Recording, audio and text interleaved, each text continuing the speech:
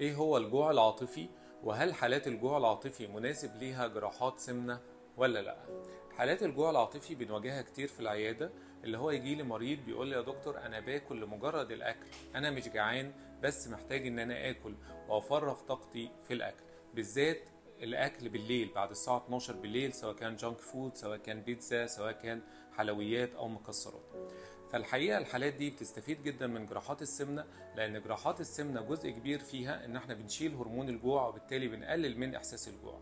وكمان احنا طورنا جزء كبير من العملية من خلال إن احنا نحط باند أو حلقة على الجزء العلوي من المعدة في عملية التكميم، أو على جيب المعدة في عملية تحويل المسار.